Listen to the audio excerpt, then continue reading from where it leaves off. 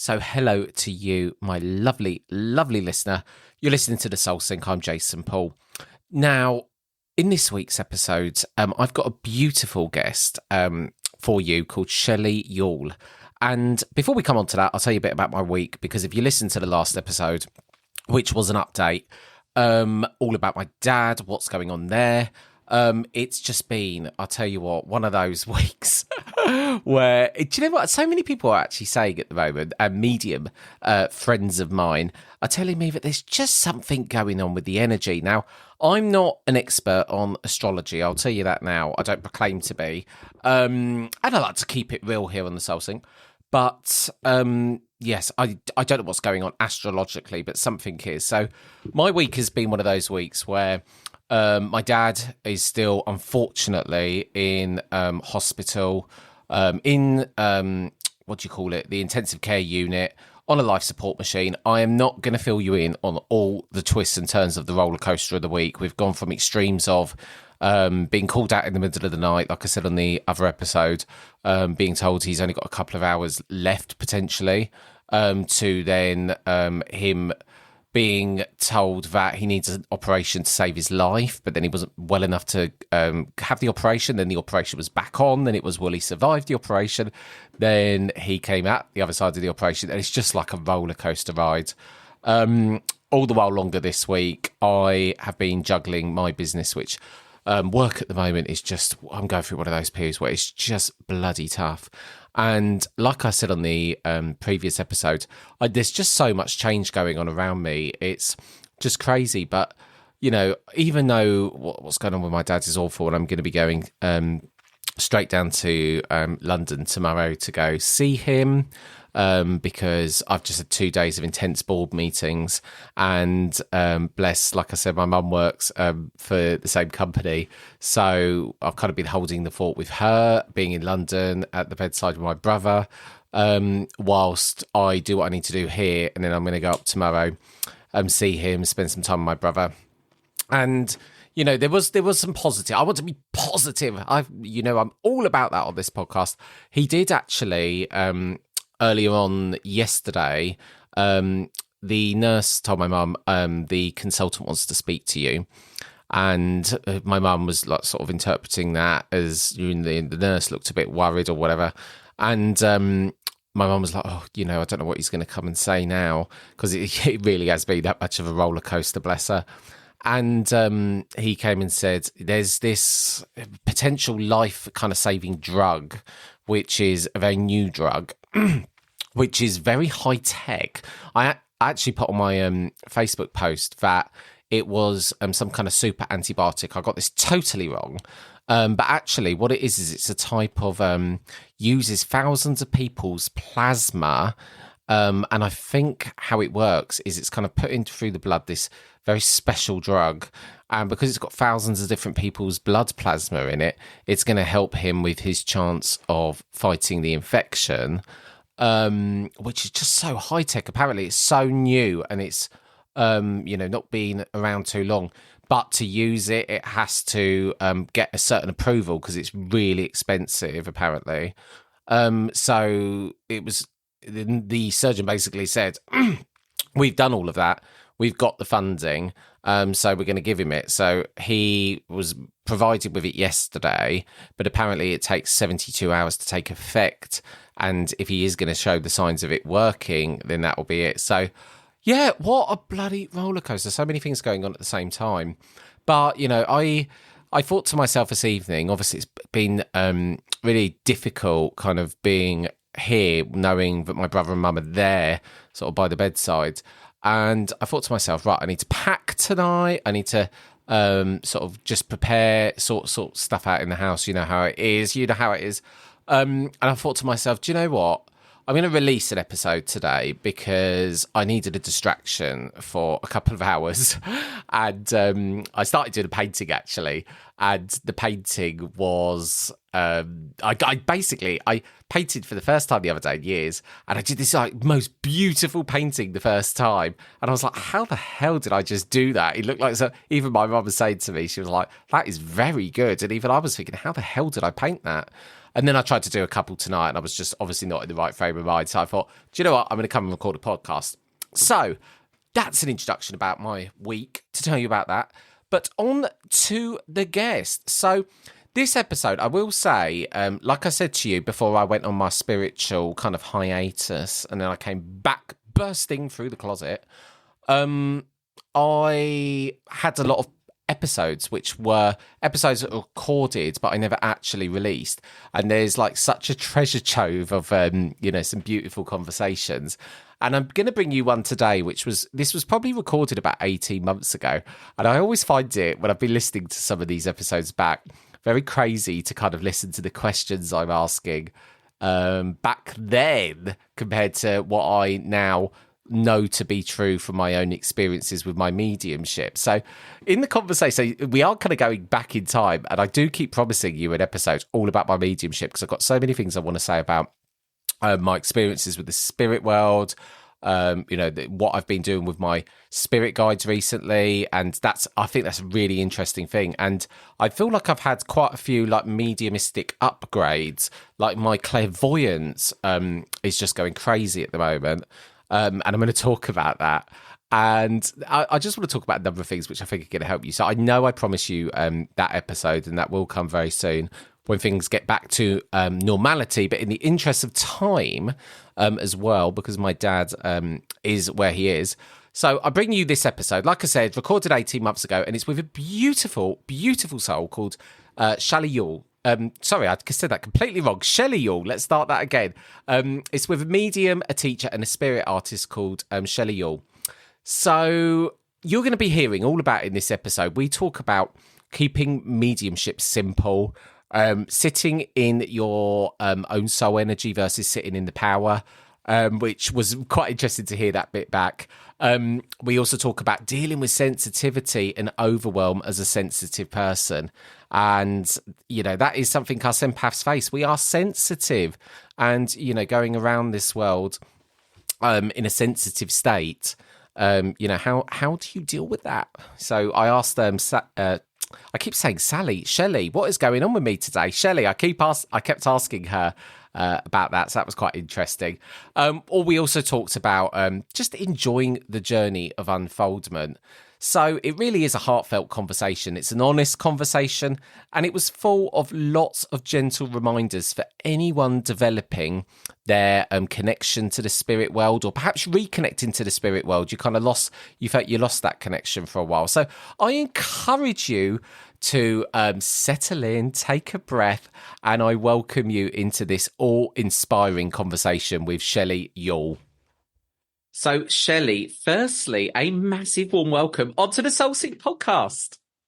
It's great to be here, Jason. It's lovely to meet you. Well, it's most wonderful to have you here. So, first of all, I want to talk to you, go back in time to your childhood, because when I was reading the show notes that you very kindly sent over to me, you had an awareness of spirit since childhood. Tell us about that. Well, it's just I was completely innocent of it all. I didn't realise when I was that child, obviously. But, I'd often spend a lot of time in my own bedroom doing my art or playing. And I had these I thought they were imaginary friends. It started like that. And of course, obviously, as you realise that actually, no, they weren't. And, and when I look back, I would see occasionally spirit children. And then, when you're in a group at school, I was sociable, like most children, shy, but sociable. But, and I'd look again and think they're gone again. And I didn't really understand and never feared it, really. I always knew that we lived after this life, but I didn't get it or understand it. And I remember one time, I don't know, I'd been to a friend's and I was walking home, and I got this voice that told me to be careful. And I just knew that I was being followed. And so I didn't look, and I carried on walking. I don't know what age I would have been, about 8 or 9, that sort of age. And I can remember feeling like that and feeling really quite anxious. And then I was led, and I didn't go home. And I went into my town, which is not the town I'm in now, and and it was like, go in the shop. So I went in this shop. Well, I went in this shop, it's like a newsagent. It's not there now. And I remember looking out the window, and I was like, oh, and there was this guy was following me. Um, and I thought, no, you're a youngster. But this voice within my mind was so strong. And then it was like, go towards the police station and you'll see. And I can see it now. And I remember walking down, and I could see him in the reflection of the windows of the shops. And he was. So, and then, of course, by the time I got towards the police station, I actually went to the door of the police station, and then he disappeared. And I was like, that was quite a profound experience. And then I found out at a later date that actually wasn't a pleasant man. And I think he'd actually been arrested for doing things like that. I can't really remember it all, but yeah, I felt very fortunate. But again, I didn't understand it. I just trusted it, as you do when you're naive as a child. So that was one experience. So, wow. yeah. And then another one is, I could tell you plenty, I suppose, if I really... Oh, please do. We like hearing these stories. We love them here. Yeah. And I remember in the house we lived in was an old farmhouse, but it was in a built-up area now. And there used to be all sorts going on in that house, knocks and bangs. And my parents, they weren't disbelievers, but they weren't spiritualists. They didn't understand it. And they used to say, and the dog used to suddenly stand at the bottom of the stairs and start growling, and all sorts of strange things. You'd hear the front door slam in the middle of the night, and you'd hear people walking up the stairs, and bizarre. Of course, I just, as I got older, thought it's haunted, But I remember laying in bed this one night, and this lady in old, like, how can I be? You know when they used to wear these, like, what I call tea cozies on the head? Oh, yes, I think like, my nan has one of those. And those little cream cotton long dress things, nightgowns. She came out of one of my walls, and I was awake because I'd only just got into bed, and stared at me with this candle in her hand, and then just disappeared out the other one. Of course, I got out of bed completely freaked out, ran into my brother's room, went, he says, you look like you've just seen a ghost. And I went, I just did. It was like, what's going on there? So there was some really strange happenings there, but we got used to it. I'm not saying it was haunted or anything. I just feel that there were spirit visitations, really, and I was obviously more sensitive to it than I actually realised or knew. So that was another one. So you were having a lot of these, and what a profound experience to have that happen. With the man and the police station. It sounds like you literally had an intervention there. Yes. So you were having these experiences, and it sounds like a lot of them when you were a child. And then you started at 15 years. I guess, did it carry on as well through your teenage years, these experiences, or did they kind of stop at a certain age? They I probably was distracted, didn't listen to it a lot as teens. But I tell you, I did. I know you're going to talk about when I'm 15, but if we just skip to probably about the age of 19, I was out with friends and I'd lost them. And one of my friends said, you stay with the taxi, because back then you only got taxis till a certain time. And this was in the city. And I'll go and look for them. I'm like, okay. Well, the taxi guy encouraged me to sit down in the taxi. And he locked the door. And that was another quite not pleasant experience. And somehow, again, I got the voice and I knew the words to say to get myself out of the car. I got out of the car. So, wow. But again, didn't understand it. Didn't know as it was spirit or anything, but I knew the words and how to get out. Because without going into detail, but you can understand, it was not a pleasant experience. And then I fortunately found my friend, and we've had our other friends, and then we got our way home. But yeah. So I do feel I'm very fortunate, actually, that Spirit have looked after me in many ways. But they certainly have. So you started age 15 as an apprentice, all things hair and beauty, whole life ahead of you. And another thing that sort of stood out to me was it sounded to me like, as we all are at 15, we're sort of throwing ourselves into our career, starting to find our way in the world. But then you got to 18 years old and your granddad passed. Did, yes. Bless him. Yeah. And it sounded to me like that was another catalyst for lots of experiences. Yes. Tell us more about that. Yeah, I mean, I was on holiday, which was in Crete, I think I was, and he'd passed, and the funeral had happened all in the time I was away. So that was really hard for me because I was very fond of the world of him, actually.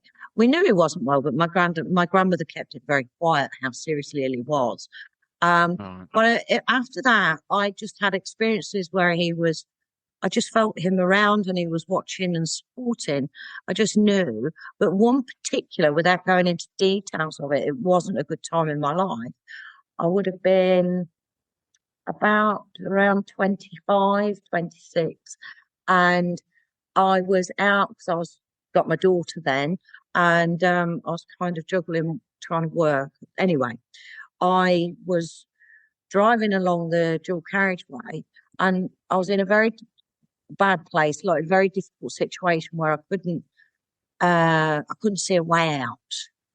And for that time, I don't know, it was a blank moment, bizarre really, where I just put my foot down and was going really fast and just let go of the steering wheel. And all of a sudden I was aware of my granddad in the car. And I could see him in the not wing mirror, but the mirror. And I just heard in my head, put your hands back on the steering wheel. And I'm just like, no, I can't get out of this situation I'm in. Not that I did anything wrong. It's just, it was a very bad time for me. And then all of a sudden he just gave me images of my daughter. And of course I love her dearly. And I thought, what on earth was I thinking? And I put my hands back on the steering wheel. I mean, it didn't happen for minutes and minutes, I don't know how long, but that was quite a profound experience. And obviously I did put my hands back on the steering wheel and I come back to reality with a big thump, my baby girl, I don't want to leave her. What on earth was I thinking? So, yeah. So that was one where like I said, I see my granddad in the back of my car. So, yeah. It literally sounds like you've been saved a lot from That's what I'm saying. spirit, one way or another. Yeah, I've been very looked after in many ways. Yeah. So, when was it then that you started to, rather than just, because it sounds to me like in your childhood you was very accepting of it, you never questioned it, you went into your teens and 20s, again, not questioning it, not necessarily accepting it. When was it that you sort of decided to think, hang on a minute, I want to explore this a bit more and start to take perhaps control and, start developing your mediumship? Well, what age was you and how did that happen? Oh, I would have been in my 20s. And like I say, and I was become a single parent by then. And that's where it become, obviously my daughter, my work was more the main importance. But I ended up going to fairs, mind, body and spirit fairs. I was having readings. I just kept being drawn to it. And then I had some tarot cards. I think I had some bought me. I used to do these readings. And it used to be profound, really, what I used to come out with. And of course, again, as I said in my writing, I didn't believe I was a medium. I knew there was spirit. I understood, I believed, but not in me at all. And then people would come to me later on, seeking me out for readings. And I'm like, me? So that aspect, so it was in my 20s that I started to seek it out. But as regards to my own development was later. It was more into my 30s. So, because I knew there was more. So, and in the notes, it looked like to me that it was in 2008 when your mum passed away. that was again, it seemed to me like a catalyst for you to then. It was, yeah. I mean, don't get me wrong. Before then, I did do odd day workshops, courses, into mediumship, and then I come away thinking, well, I must have something. This is naive, or I don't know what you want to call it, really. Not self-belief, really. So I was doing a lot of it then before and do readings. That all come about. And I kept dipping my toe, but obviously I had my responsibilities. So, and my daughter, and of course, obviously still having spiritual experiences in bizarre times. And yeah, and I'd come out with things with people randomly, and they'd be like, "How did you know that?" And I'd be like, "I don't know." So I just felt like I needed to say that to you, and so on. And then, yes, cutting the whole story short, unless you want to go back a bit, which you can ask me. Um, I did keep hearing about the Arthur Findlay College, and in the end, I thought, right, let's have a look at this place. My daughter was a teenager, so I kind of had a little bit more independence, I suppose. She wasn't so reliant, and yeah, and I tried booking a course. The only name I knew, because I thought this college, I know no one, and the only name I knew was Tony Stockwell, and not particularly because God bless him that he's famous. I just knew that name, so I thought, oh, well, comfort blanket. I'll see if I can get on his because I know that name, and it was fully booked. I thought, oh well, it wasn't meant to be. And so many days later, the college emailed me and said, there is now a space if you would like to come on. I was like, oh. And I remember talking to my stepdad and saying, would you be all right to sort of stay with my daughter so I know she's safe and okay, even though she was like 15 then. Yeah, so there I did, packed my case, didn't know what on earth I was doing, driving down the M11 thinking, what am I doing? I'm going to this college at Stansted that I have no knowledge of. I don't know anyone apart from the name Tony Stockwell. What am I doing? And by the time I got nearly there, I thought, you know what? If I don't like it, I'll just come home. I don't have to stay there, but I've got to go.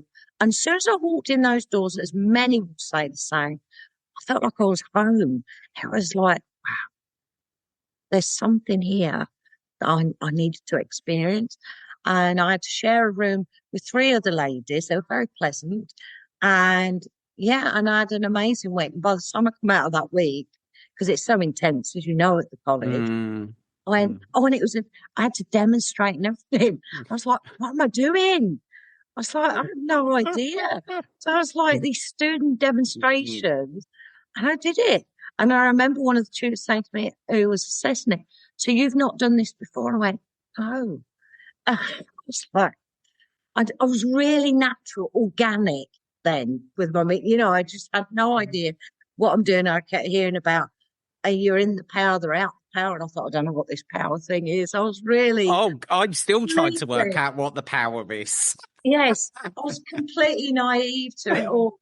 And I laugh now when I think about it. But I come away knowing, finally, yes, Shelley, you are a medium. And that was the real massive change for me, where I properly started to embrace my ability and my spirituality, I have to say. Yeah. What was it that made you was there a particular moment or thing that happened that made you realize that indeed you are a medium?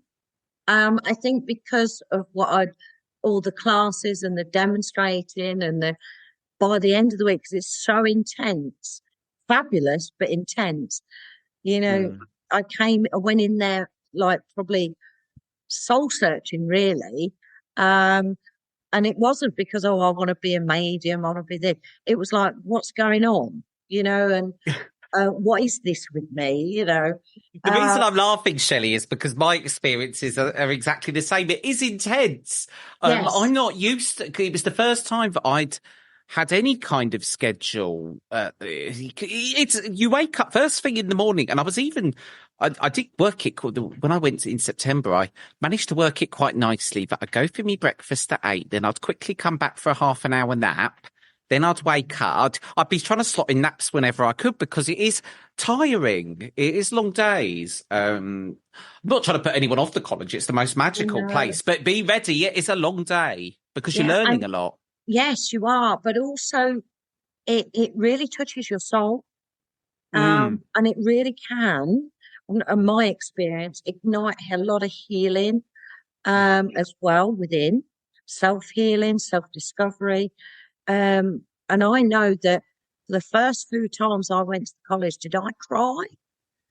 You know, not because anybody hurt me or upset me, because I've had wonderful experiences there. You know, everybody's been always been fabulous. But I was like, when am I going to come to this place and not cry? It's Oh, like, yes. I've cried both times I've been there. yeah. But then in the end, eventually I did it. But I realized, Mm. obviously, as through the pathway, it was the self healing. But it's also that enlightenment, I think, you know, that you not so it's self discovery, understanding. I mean, I say understanding, you know, what my understanding now to then is evolved a lot as well, you know, but you Mm. know, it's quite profound, really, isn't it? You know, the experience of it all. And now you're a tutor at the college. I know. Who would have thought? I know. So I want to ask you then, so where you are sitting now, obviously, now being a tutor, doing mediumship, here, there, and everywhere, what advice would you give to younger Shelley at the beginning of her mediumship journey at Arthur Findlay? What would you, is there like things that you've learned along the way in terms of your mediumship, which with the benefit of wisdom, time? I could say on many levels about slow down, because once I grasped it, I was so excited. I was like, you know, here, there, and everywhere. Slow down and enjoy the journey. And I had to sort of sometimes go back and pick the gems up I'd missed, you know, Hmm. and I was so keen that I wanted to rush, not rush, but wanted to do it more and more and more. And I realized actually, you know, to enjoy the journey. And I recommend that to anybody. You know, yes, we have to learn the art of patience. Yes, sometimes it isn't always easy. And learning our development, because the self development comes with that as well. We have to look at self as well Mhm. for the progression for us. Um, but definitely to enjoy it more. Oh, gee. I mean, I'm such a perfectionist. I Oh, suffered lack me of too. confidence, which I know a lot of people do, never had any self belief. And they've been my major stumbling blocks because I realised as I encourage in students, when they relax and enjoy it, that's where the beauty of their mediumship shines, you know, Mm. and always be unique. Don't try to be somebody else. That's another important. Yeah, I found myself doing the same when I first went and realized I could do it. It being connect with a spirit person. Well, it came so easily to me at the start because I think one, the spirit world dangled me a carrot, but secondly, I don't think I had any expectation then because I was just, oh, it just came to me because I was fearless. I didn't even know what I was doing, but it just worked. Then you go away and, the expectations. Why won't it work? Why isn't this happening? But I didn't have any of that at the first point. I want to sort of move on because a lot of people listen to this show who are on their own journey of unfoldment, trying to develop their psychic skills. So I want to sort of take us slightly away from focusing on your background right now to kind of go on more to some of the teaching that you do. So we'll use me as a guinea pig because rather than describe an average soul sync listener. So a lot of the audience want to unlock their psychic abilities. Where would one start and how does one start to, unlock their intuition, Shelley? Well, as you probably know anyway, the intuition's Oh, there. don't assume I know anything, Shelley. Believe me. But, you know, we all have it, don't we? Intuition to some degree. Some people are more sensitive than others. I would highly recommend finding a development group an awareness group that's local to them or online, or even at the college. We often do things online where you can be guided through, because the experiences, you don't understand them. I feel that, I mean, the spirit world are our teachers at the end of the day, but sometimes we need a teacher here to help facilitate, who can be aware of where you are within your mediumship or within your psychic awareness, your intuition, to work with that, to help unfold it, to understand it, because the mechanics of it, the foundation of it, I feel is very important as well. And you can't be a medium and connect with the spirit world if you're not already worked with your psychic skills, your faculties, definitely. So they're very important. And sometimes, that awareness, of the intuition sometimes is very much needed for the recipient receiving a sit-in or a message, so it's the foundation, really. So it's good teaching, good guidance, as well. But what I also would recommend is sitting in what we call the power, sitting in the power of the spirit, and it's like sitting in that meditative state where you set the intention to sit in the presence of the spirit world. But I also do encourage people as well to sit within your own soul energy, to understand you. Could you explain the difference between them? And if someone wants to, I know we're not going to be able to get, a whole Shelley Day workshop in this episode, but very simply, and I say simply, but first of all, if someone wants to sort of sit in their own soul energy, what's the process like for you? How do you do it? How do you teach other people to do it? Well, I keep it simple because I think as human beings, as human nature, we complicate things. We do. Very much so.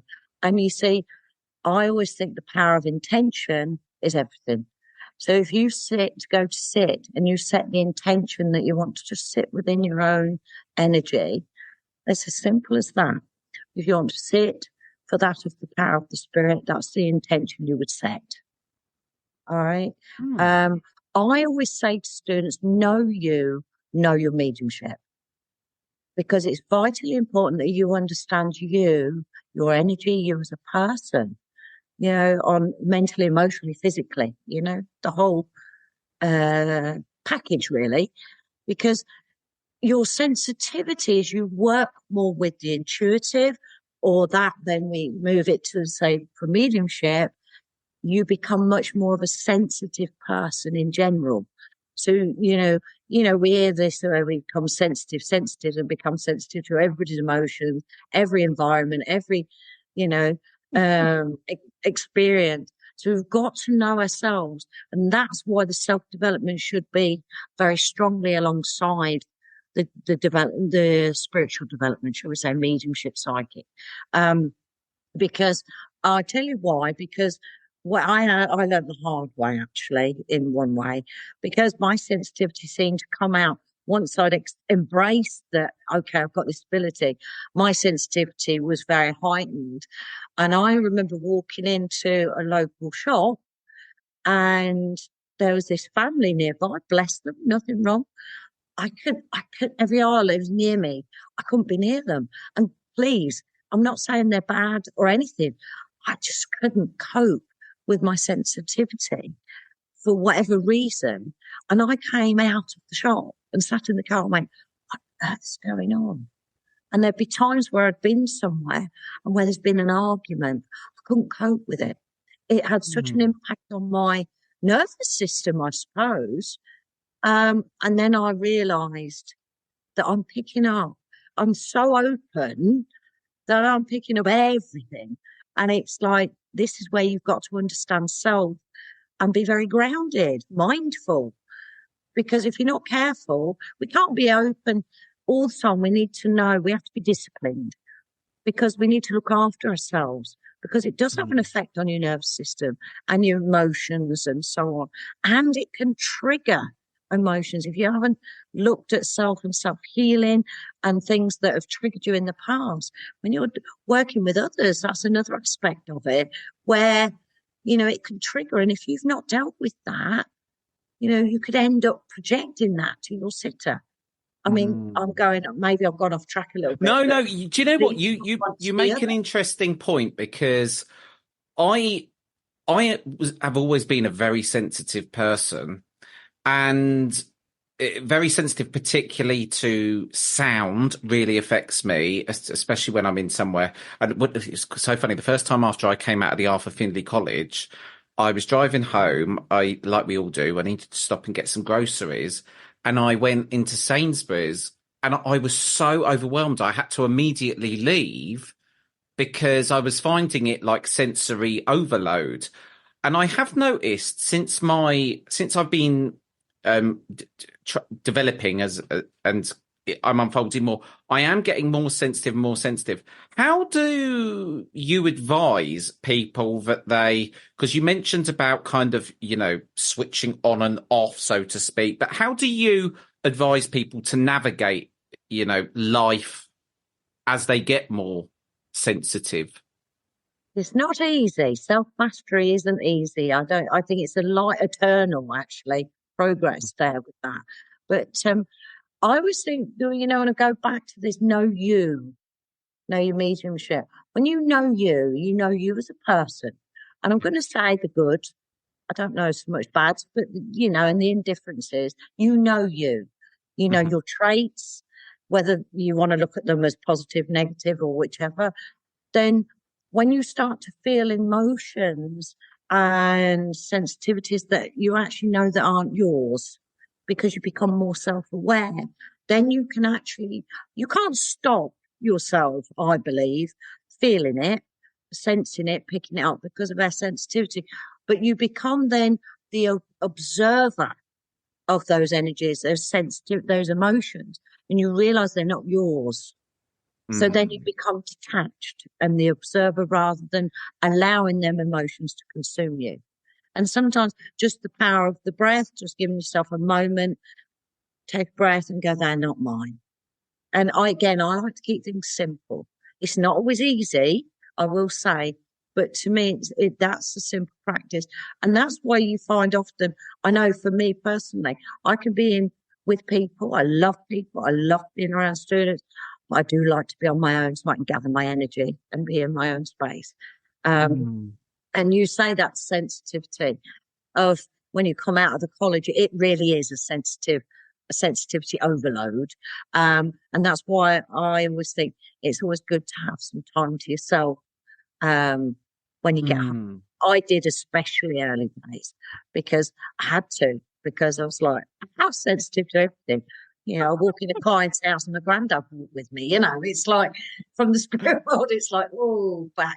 Well, I think it's an interesting point, isn't it? The sensitivity. And I think that, I almost went starving, Shelley, when I left the college. I couldn't go into any shops. I was so sensitive. But I do, like you, like you said, I like being around people, but I also do need a lot of time by myself. Like even like sharing a room with someone, I really struggle to share a hotel room because I need that me time. I need to shut the door and just have time by myself.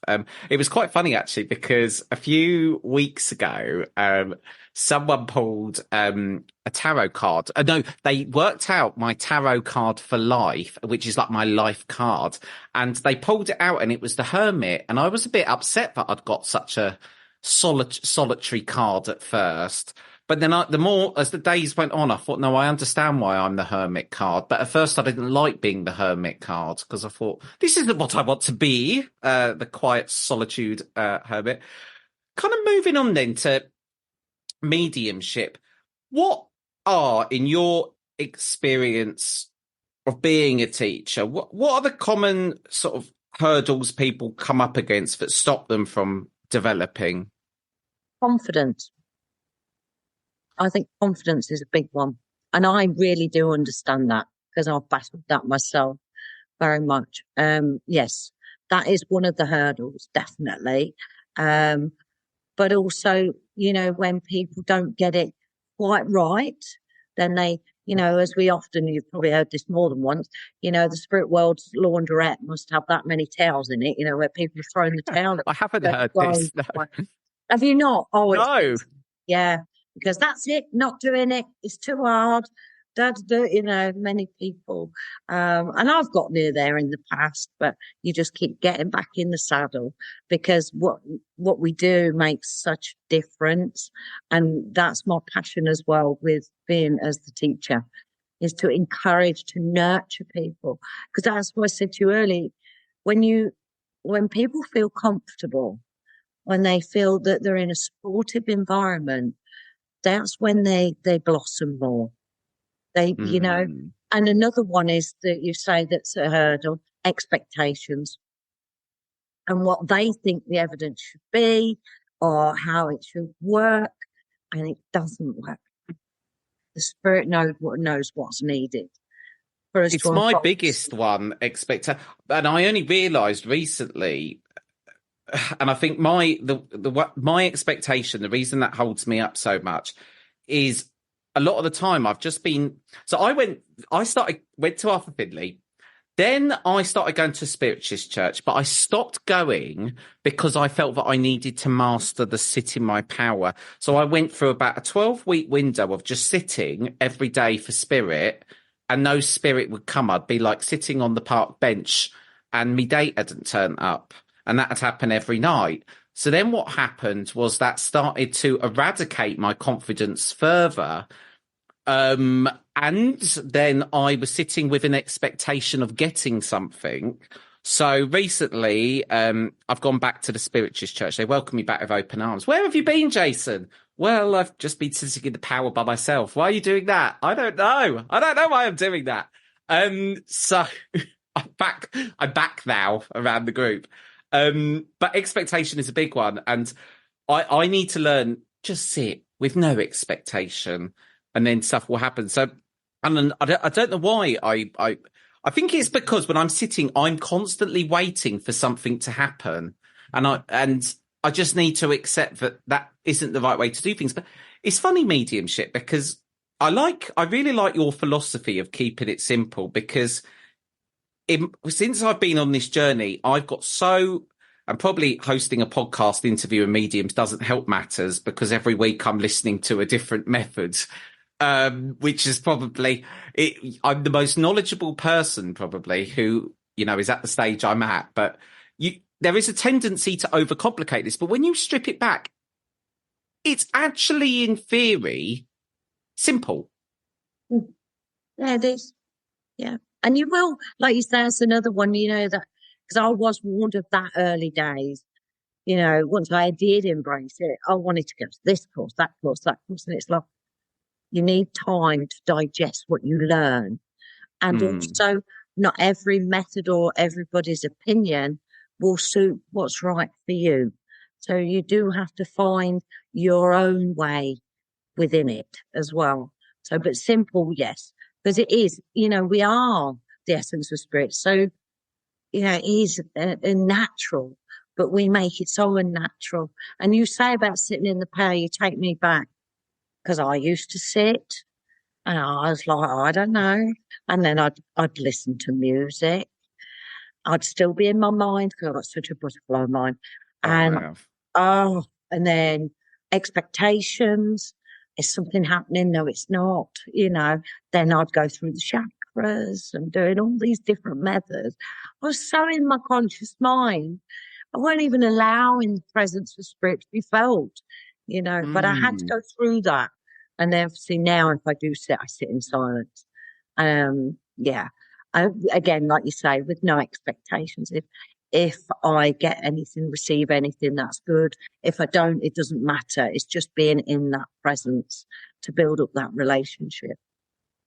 What role do the chakras play in mediumship? It's a bit truthful. I don't really go into all that now, Richard. And some people, please, this isn't something to be offensive. I mean, obviously, you've got like your base chakras, you've got the colours, you've got, you go all through the 7. But obviously, they say the third eye, which is the clairvoyance. But then you obviously have the throat chakra. You know, to be truthful, Jason, I don't really practice all of that now. But I did when I learned Indian head massage, reflexology.